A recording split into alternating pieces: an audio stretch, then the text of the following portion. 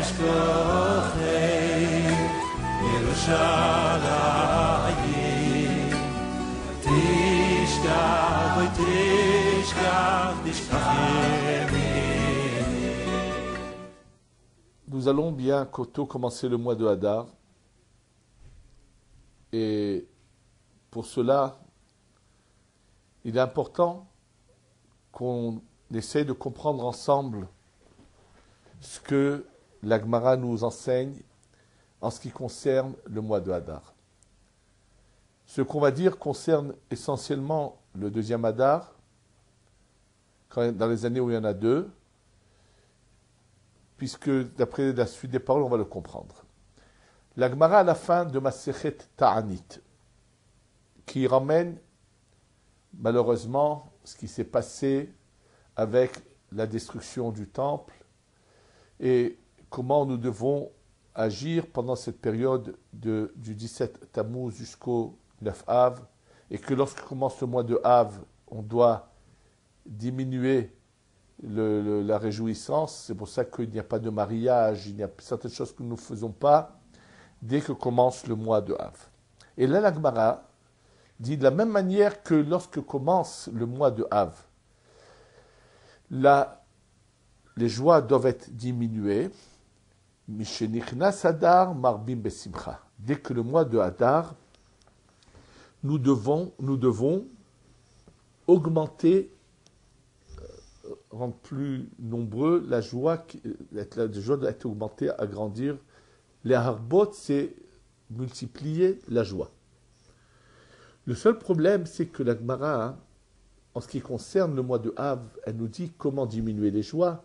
C'est d'éviter des mariages, de ne pas faire de mariage, de ne pas écouter de musique. Il y a des choses précises, des règles précises à respecter qui vont nous emmener à diminuer de joie. Par contre, lorsque la Gemara nous dit que d'augmenter la joie dès que commence le mois de Hadar, la Gemara ne nous dit pas qu'est-ce qu'il faudrait faire pour augmenter la joie.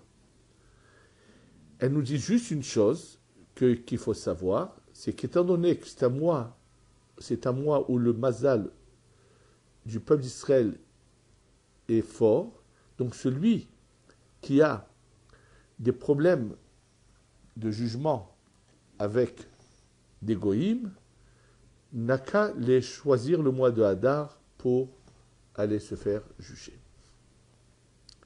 Simplement, Rashi, qui lui vient nous expliquer la Gemara, nous dit quelques mots, et que dans ces quelques mots-là, on va comprendre quel est le sens profond d'augmenter de la joie au mois de Hadar. Rashi dit les mots suivants. Yemenissim hayu le Israël Purim ve Pesach. Des jours de miracle ont eu lieu dans le peuple d'Israël, Purim, donc la fête de Purim qui tombe quand il y a deux Hadar dans le second Hadar. C'est pour ça que je vous ai dit au départ qu'il s'agit donc du second Hadar quand il y en a deux, et Pesach. Simplement, ces mots-là de Rashi, où il mentionne Purim et Pesach, alors le mois de Pesach n'a rien à voir avec le mois de Hadar, c'est au mois de Nissan. Ça n'a apparemment pas de sens. Qu'est-ce que Rashi veut dire? En quoi, par le fait qu'ils nous disent des jours de miracle, il y a eu, bon, le jour de Purim, c'est un jour de miracle, c'est beau, c'est vrai, mais comment avec cela, c'est-à-dire qu'est-ce que Rashi cache derrière ces mots-là? Et on va voir qu'en fait, Rashi, derrière ces quelques mots, nous cache le secret de la joie intense qui doit régner en nous quand commence le mois de Hadar. D'abord, ce que dit Rashi, on va trouver tout de suite sa source dans les termes de la Gemara, dans un autre endroit. Là, ce que je vous ai cité se trouve dans Masechet Ta'anit, dans le traité de Ta'anit, à la toute fin d'Afkaftet. Mais la source des mots de Rashi, on va les trouver tout de suite dans Masechet Megillah. Dans Masechet Megillah, il y a une discussion entre Rabbi Elazar ben Rabbi Yossi, Rabbi Yossi ben Rabbi Elazar et Rabban Shimon ben Gamliel.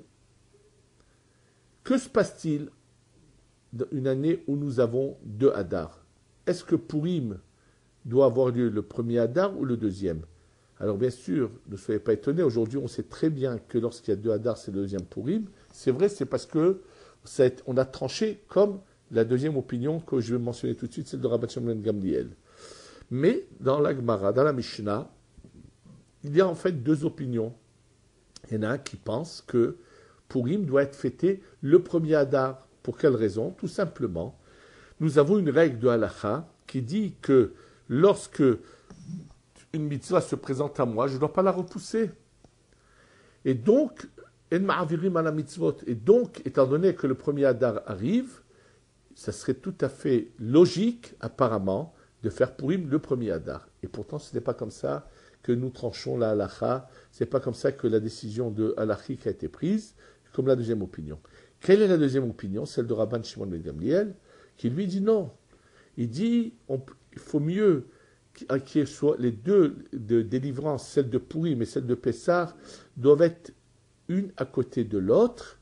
Et c'est pour cela qu'il faut donc faire Purim dans le deuxième Hadar pour que le miracle de Purim, la délivrance de Purim, soit proche du miracle de la sortie d'Égypte. Et celui qui veut réfléchir un petit peu en lisant ce texte de la Gemara qui se trouve dans la Maseret Megillah Davav, doit immédiatement se poser une question. Quelle différence peut-il y avoir si entre Purim et Pessah il y a 30 jours ou s'il y a 60 jours? En quoi ça ferait une différence? Et à tel point qu'on finalement on laisse tomber l'autre opinion qui est une opinion de halacha qui dit qu'une mitzvah qui se présente, on ne la repousse pas. Cette opinion, c'est pas comme elle qu'on va trancher, et on tranche comme celle qui va venir nous dire qu'il faut mieux qu'il n'y ait que 30 jours plutôt que 60 entre Purim et Pessah. Quelle différence pourrait-il y avoir si c'est 30 ou 60 jours? Donc, en tous les cas, ce qui est clair, c'est qu'on voit qu'il y a un lien entre Purim et Pessah, et donc ça justifie, c'est la source des paroles de Rashi. Mais on va essayer de comprendre qu'est-ce que se cache derrière ces paroles-là que Rashi a mentionnées, qui finalement c'est le secret de savoir comment augmenter la joie dans le mois de Hadar. Encore une question qu'on va poser. Dans Masechet Shabbat Daf Pechet, donc page 88, la Gemara nous dit qu'au moment où Dieu, Hachem, a donné la Torah au peuple d'Israël au mont Sinaï, c'est marqué Kafa alehem ahar kegigit. Il a pris le mont Sinaï, il l'a mis au-dessus de leur tête, et il leur a dit, regardez, ou vous acceptez la Torah, sinon, cette montagne, elle leur tombe dessus, et ils risquent de se trouver enterrés sous la montagne. Et donc, ils ont dû accepter la Torah. Bien sûr, on sait qu'ils ont dit Naase venishma. Tosfot pose déjà la question. C'est comme ce n'est pas le sujet d'aujourd'hui, donc ça il y a eu d'autres moments où nous avons pu expliquer cela. On leur parlera un petit peu dans ce cours aussi, mais on va y répondre après. Mais donc, si ils ont été obligés de recevoir la Torah, la Gemara nous dit que jusqu'à l'époque de Mordechai et Esther, du miracle de Purim, où le peuple d'Israël a décidé de recevoir la Torah de plein gré, par désir, jusqu'à cette période-là, celui qui là-haut était jugé pouvait dire à Dieu, mais attends, tu m'as obligé à recevoir la Torah, alors comment tu veux me juger si je n'ai pas suivi les commandements de la Torah, puisque tu m'as imposé cela. Et la Gemara dit que non, mais ça a duré que jusqu'à l'époque du miracle de Purim. Mais à l'époque du miracle de Purim, le peuple d'Israël dans son ensemble a décidé, on se dit, ça y est, la Torah que Dieu nous a donnée à l'époque du mont Sinaï, eh ben, c'est pas qu'on a été forcé, on est fiers, on est content, nous sommes désireux de suivre le chemin de la Torah, on le fait de plein gré, par désir et par idéal, par volonté. On comprend que c'est le but de notre vie, c'est comme ça qu'on doit agir. Et dit Rashi, pourquoi ce changement d'attitude chez le peuple d'Israël entre le moment où ils ont reçu la Torah au mont Sinaï et le miracle de Purim? Nous dit Rashi, vous savez pourquoi ils ont voulu recevoir la Torah par désir et par volonté, avec joie? Il dit Mipene ahavat hanes, par l'amour du miracle. Ahavahanes, l'amour du miracle. Et là, celui qui lit la Gemara sans réfléchir rate la compréhension de quelque chose de très profond. Si on réfléchit, on va tous se poser une question tellement évidente. Qu'est-ce que cela veut dire qu'ils ont reçu la Torah par l'amour du miracle? Si on pense, que s'est-il passé en Égypte? Pendant 1 an, le peuple d'Israël assiste aux 10 plaies. Des miracles surnaturels inimaginables. Ils ont fini les 10 plaies d'Égypte, la traversée de la mer morte. Miracle fabuleux. Tous ces miracles-là ne vont pas leur donner l'envie de recevoir la Torah par désir, par amour, de pleine volonté. Mais, par contre, quand le miracle de l'époque de Mordechai, où Haman est pendu, celui qui veut les détruire, c'est lui qui finalement est pendu et est exterminé, ça leur donne l'envie de recevoir la Torah de plein gré. Alors, bien sûr, pour répondre à tout cela, le Béné Issachar, Rav Tzvi Elimelech Medinov, et aussi le Kedushat HaLevi, Rabbi Levi Tzvi Barditchev dans son livre, nous font remarquer quelque chose de très, très, très intéressant. Il y a 2 sortes de miracles. Il y a les miracles surnaturels et il y a des miracles qui sont cachés dans la nature. En Égypte, c'est des miracles surnaturels qui se passent. Et des miracles surnaturels, même si on les voit, on peut être impressionné. On peut voir que la main de Dieu est là. Mais on ne peut pas espérer que ça va de nouveau se reproduire. Et la preuve. Après les 10 plaies d'Égypte que le peuple d'Israël a assisté, a vu des miracles surnaturels, des choses inimaginables qui n'ont jamais eu lieu dans l'histoire, qui n'auront jamais lieu dans l'histoire, jusqu'à la venue du Mashiach. Pourtant, ce même peuple, quand il se retrouve devant la mer, avant de voir le miracle de la mer qui s'ouvre en deux et qui passe sur le sol de la mer alors qu'il est sec, lorsqu'ils sont devant la mer, quelle est leur parole à Moshe, à Moïse? Il n'y avait pas assez de tombes en Égypte pour qu'ils les emmènent ici mourir.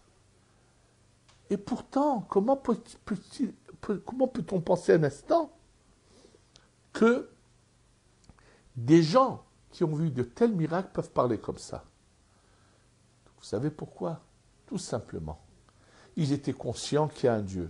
Ils étaient conscients qu'il a fait des miracles. Mais ils ont pensé, quand ils étaient en Égypte, par le mérite de Abraham, Yitzhak et Yaakov, Dieu leur a fait des miracles surnaturels. Et ils ont supposé que maintenant qu'ils voyaient de nouveau Pharaon courir après eux avec ses chars et son armée courir après eux, ils ont pensé dans leur tête, ça veut dire que le mérite qu'on avait s'est arrêté, et donc c'est fini, maintenant il n'y a plus de mérite, donc ils n'ont aucune solution, donc ils vont mourir. C'est-à-dire, ils étaient conscients qu'il y a un Dieu, ils étaient conscients qu'il est capable de tout changer, de faire des miracles, mais il faut les mériter. Ce mérite est fini, donc apparemment c'est leur fin. Et Dieu leur dit non, vous vous trompez, le processus n'a fait que commencer, il n'est pas fini, la fin du processus va se passer maintenant. C'est ce dernier miracle qui va engloutir les Égyptiens, ça va être leur fin totale. Et d'ailleurs, c'est la raison pour laquelle le 7e jour de Pessah, qui est à l'encontre de la coupure de la mer morte, qui est Kerat Yam Souf, nous ne récitons pas la bénédiction de Shechianu pour un nouvel événement qui s'est produit, parce que ce n'est pas un nouvel événement, c'est la fin du processus de la sortie d'Égypte. C'est la fin d'un processus que Dieu avait mis en place. Ce qui est clair, quelqu'un qui va venir nous raconter qu'il a marché dans la rue, et tout d'un coup du ciel, il a vu un bloc énorme de 50 kilos d'or tomber du ciel, il pourra le raconter à tout le monde, il leur montrer, regardez, je marchais, du ciel est tombé un bloc d'or. Tout le monde va être stupéfait, mais croyez-moi, les gens ne vont pas se mettre à marcher dans la rue en levant la tête vers le ciel, en espérant que de nouveau un bloc d'or va tomber. Parce que c'est quelque chose qui peut arriver qu'une fois. Par contre, quelqu'un qui va venir dire à ses amis, vous savez quoi? Regardez, hier j'ai acheté à la bourse des actions. Entre hier et aujourd'hui, elles ont pris 80% de valeur. J'ai doublé mon capital. Je peux vous affirmer que tous ceux qui entendront cette histoire vont courir acheter des actions à la bourse. Pourquoi? Parce que c'est bien que ce soit un miracle qu'une action double sa valeur en une journée, mais c'est quelque chose qui peut se reproduire. Ce n'est pas un miracle surnaturel, c'est un miracle caché dans la nature. Le peuple d'Israël, quand il sort d'Égypte, il voit la mer morte, il voit tous ces miracles-là, bien sûr, il n'a pas le choix. C'est comme si on l'obligeait à recevoir la Torah. Les Égyptiens qui n'ont pas voulu écouter ce que Dieu a dit, voilà ce qui leur est arrivé. Donc, c'est vrai qu'ils nous disent, ah, c'est Vénishma, mais quelque part, ils se sentent obligés, ils n'ont pas le choix. Parce qu'ils n'ont pas encore vu l'attitude de Dieu qui est cachée dans la nature. Que Dieu continue, que même quand il ne se passe pas des choses surnaturelles, Dieu est là présent et c'est lui qui gère le monde. L'histoire de Mordechai et Esther avec Haman, celui qui ne veut pas voir la main de Dieu aurait pu dire, mais c'est par hasard que Mordechai a entendu le complot qu'on faisait contre Achashverosh, et qui donc il l'a répété à Esther, Esther l'a dit au roi Achashverosh, c'est par hasard que la nuit où Haman vient pour demander qu'on pende Mordechai, le roi n'arrive pas à dormir et qu'il demande qu'on lui lise les livres des souvenirs, et là il va se rappeler qu'on n'a pas récompensé. Bon, c'est sûr que c'est bête, c'est stupide, mais celui qui ne veut pas ouvrir les yeux, qui veut s'aveugler les yeux, il ne verra pas la main de Dieu cachée dans la nature. Et là, le peuple d'Israël a réalisé que finalement, c'est Dieu qui gère le monde, c'est Dieu qui dirige tout ce qui se passe, et que finalement, c'est évident que c'est le chemin de Dieu qu'il faut suivre et comprendre et choisir. Donc pourquoi particulièrement la Torah, ils ont voulu la recevoir de plein gré, par désir et par volonté? Parce qu'en fait, cette leçon, ils auraient pu l'éviter. Qui est Aman, un descendant de Amalek? À quel moment Amalek est-il venu s'attaquer au peuple juif dans le désert? C'est que le peuple juif, après avoir vu tous ces miracles, au lieu de rentrer en eux ce qu'on appelle la Emunah Pshuta, cette croyance simple, sans philosopher sur leur croyance de Dieu, ils ont décidé qu'il fallait mieux commencer à mieux comprendre. Comprendre est une chose, mais philosopher sur la croyance de Dieu, c'est faux. Et celui qui commence à faire cela rentre dans le système de Amalek. Et quelle est la suite? Quels sont les termes de la Torah? Ayesh Adonai Bekirbenu im Ayin. Est-ce que Dieu règne au fond de moi ou bien non? La manière dont il règne, commencer à philosopher, de quelle manière Dieu se répand dans mon esprit, comment ensuite mon esprit agit par rapport à mon corps. Et souvent, c'est de la gymnastique de l'esprit où on peut parler pendant des heures pour ne rien dire. On peut parler pendant des heures à ne rien dire. Oui, c'est exactement ça, la philosophie sur la croyance de Dieu. Et ça, c'est quelque chose qui est complètement interdit. Et c'est ce qui a provoqué... Pourquoi ils sont arrivés à ce genre de philosophie sur la croyance de Dieu, pour essayer soi-disant de comprendre comment Dieu se manifeste et comment et ainsi de suite?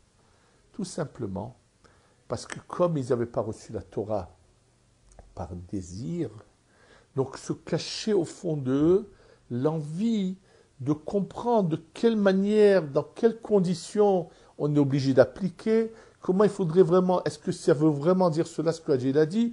Mais non, Dieu voulait dire ça et cela, mais en réalité ça et ça serait été permis, et donc donner une interprétation faussée à la Torah, comme l'a fait il y a quelques années un rabbin français qui était connu pour ses émissions, et qui lui-même aujourd'hui pratique à peine ce qu'il a bien envie de pratiquer de la Torah.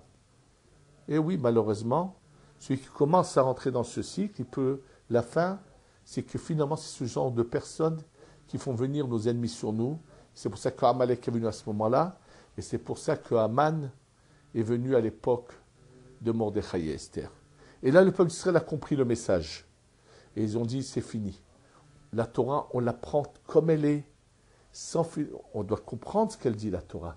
Mais notre croyance est une croyance pure, authentique et sincère à Dieu.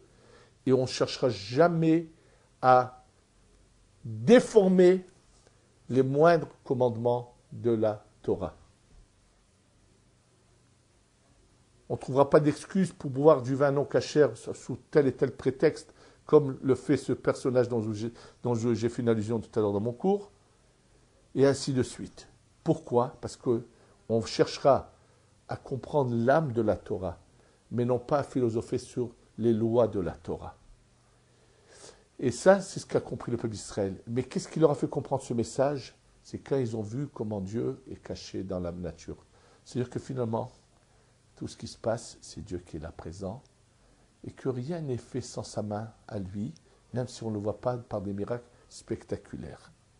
Et c'est ça ce que la Gemara nous enseigne en nous disant, dans ma Masechet Roulin, Minaïn le Esther minatora. Où c'est qu'on trouve Esther dans la Torah ? Comment ? Esther n'est pas dans la Torah, Esther a vécu bien après, non. Où c'est qu'on voit cette manière de Dieu d'agir en se cachant ? Et c'est pour ça que le miracle est fait par une reine qui s'appelle Esther. C'est-à-dire que comme celle qui a été choisie pour faire ce miracle à cette époque, quand elle va naître, Dieu met dans la bouche de ceux qui vont lui donner son nom de l'appeler Esther. La Gemara ramène le pasouk Vani Esther Esther Panay. Je vais me cacher. C'est-à-dire que même lorsque Dieu est caché, il est là présent. C'est lui qui dirige le monde. Quand on prend conscience de cela, alors plus rien ne nous inquiète, plus rien ne nous perturbe, plus rien ne nous fait de la peine, plus rien ne nous touche parce qu'on sait que tout vient de Dieu et qu'on n'a que juste lever nos yeux vers lui et que lui agit et fait tout ce que nous... Si on a cette confiance, cette croyance authentique en Dieu, on peut voir tous les instants des miracles, tous les instants de notre vie des miracles. Et c'est ça ce qu'a compris le peuple d'Israël. Bien sûr, ça c'est le message de Purim. Quand on comprend cela, on ne peut plus en vouloir à qui que ce soit. Quelqu'un qui nous a fait quelque chose, on ne peut pas lui en vouloir. Parce que finalement, c'est un pauvre malheureux qui a été le bâton entre les mains de Dieu. Et c'est pour ça qu'il y a une mitzvah à Purim qui dit qu'il faut envoyer un cadeau à Mishloach Manot, à son entourage. À qui en particulier il faut envoyer un cadeau ? À ceux avec lesquels nous avons eu des tensions, parce qu'il faut comprendre qu'eux n'ont été que les intermédiaires de Dieu et ne pas leur en vouloir. Pareil, celui qui a les moyens, tout le monde donnait un peu de tzedaka, mais celui qui a les moyens donnait beaucoup de tzedaka pour lui, pour dire merci Dieu de m'avoir choisi, pour me confier ton argent pour que je puisse le distribuer. Et donc, c'est ça le sens profond de Purim. Et c'est ça ce que nous dit le Rav Ben Issachar. Il ramène un Gemara dans ma Masechet Shabbat qui dit, dans ma Masechet Betsa qui dit, Daf Vav, celui qui veut voir la réussite dans toute son activité financière, qui se rappelle que le mois de Hadar, il le met dans toutes ses activités. C'est qu'il se rappelle que finalement, Dieu est présent là partout.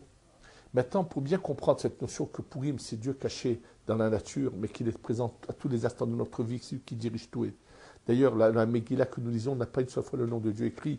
Il est écrit entre premières lettres de certains mots, mais pas directement dans la Megillah. Rashi nous dit, si tu veux augmenter ta joie à partir du mois de Hadar, fais une comparaison entre Purim et Pessah. Il dit des jours de miracle, compare. Quelle différence qu'il y a entre Purim et Pessah ? Et de là, tu vas comprendre quel est le message de Purim, qui est cette Emunah Pshuta dans la Hashgacha Pratit, que Dieu est là partout à nous diriger, que tout est entre ses mains, et que si on a cette confiance inébranlable en lui, que tout vient de lui, alors on verra constamment des miracles, comme le cas de Nahum Ish Gamzu, qui disait surtout Gamzu Letova, et qui a eu ces miracles inimaginables qu'il a eu dans sa vie. Et c'est ça ce qu'on doit développer en nous. C'est ça la vraie joie. C'est pas faire le singe dans les rues, c'est pas ça de la joie. C'est pas non plus un dicton, c'est pas ça la joie. La joie, c'est quelque chose qu'on vit à l'intérieur en se rappelant qu'il y a Hachem. Et pour cela, il ne faut pas oublier une chose, C'est en s'attachant à la Torah, en voulant étudier la Torah, en voulant augmenter notre attachement à la Torah, qu'on peut augmenter notre croyance inébranlable que Dieu est toujours présent, toujours agit dans les moindres détails de notre vie. Et c'est pour ça que nous disons tous les jours dans la prière de Harvit, Venismach vena'aloz bedivret talmud Torah. Nous allons nous réjouir par les paroles de ta Torah. C'est-à-dire, plus on va étudier la Torah, plus on va s'attacher à la Torah, plus notre emunah pshuta, cette croyance pure et simple, sans la philosophie, va rentrer, s'intégrer en nous, et on va avoir un lien direct avec Hachem qui va nous permettre de nous rappeler à tous les instants qu'Hachem est là, c'est lui qui dirige le monde, les événements qui se passent partout. Si on les comprenait, ce ne sont que des messages d'Hachem. Dieu, tout ce qui se passe, aussi bien en Tunisie, en Égypte, en Algérie, au Yémen, comprenez une chose, que ce sont tous des messages qui s'adressent au peuple d'Israël pour leur rappeler qu'il y a un Dieu, qu'est-ce qu'il attend de nous, qu'on le serve, qu'on comprenne qu'on est près de la Géoula, de la délivrance de Dieu, qui est vraiment très proche de nous, et que tous ceux qui le comprennent, alors sachent que leur place est ici en Eretz Israël, et se dépêchent de venir. Hachem nous envoie des messages pour nous rappeler que c'est lui qui dirige tout. Ce n'est pas sans raison que Hachem a su punir un de ceux qui ont été les assassins d'un peuple au moment de la guerre de Kippour, qui ont fait la perte de tellement de soldats à cette guerre de Kippour. Hosni Moubarak faisait partie de ce complot d'assassinat de malheureux à la guerre de Kippour, et Dieu a choisi le moment pour punir celui qui a fait du mal à son peuple. Tous ceux qui ont fait du mal au peuple juif seront punis tôt ou tard. Et Dieu est là pour le rappeler. Les événements, si on sait les comprendre, on comprend qu'il y a des messages clairs d'Hachem. Quand commence le mois de Hadar, et donc ça nous fait penser, on doit penser à partir de ce jour-là, c'est d'acheter plus aux valeurs de la Torah. À ce moment-là, commencer à plus penser à ce miracle de Purim et nous rappeler que Dieu est présent à tous les instants de notre vie, en tout le moindre geste, tout vient de lui. Si on le comprend, alors une joie intense entre nous pénètre, et c'est cette joie que nous devons aller en développant constamment. C'est ça ce que ça veut dire, Mishenichla Sadar, Marbim Besimcha. Et c'est pour ça qu'on fait Purim, le deuxième mois de Hadar, pour rapprocher Purim et Pessah, pour qu'on fasse cette comparaison. Puisque le jour de Purim, il faut commencer à étudier les lois de Pessah, et nous rappeler, mais ce sont deux genres de miracles, et quelle différence qu'il y a entre eux. Et ce miracle de Purim vient nous renforcer dans notre Emunah Pshuta, dans l'Ashgaha Prati d'Hachem, et c'est ça qui va rendre notre joie intense. Et c'est cette leçon qu'on doit se rappeler, et que dès que commence le mois de Hadar, surtout quand il y a deux Hadar, le deuxième mois de Hadar, pour commencer à développer en nous travailler sur la Emunah Pshuta de Ashgaha Pratit, et que Be'ezrat Hashem, que cette Ashgaha soit toujours avec nous de manière tellement visible et claire, et qu'on ait la Géoula Shelema. Amen, Ken Yehi Ratzon.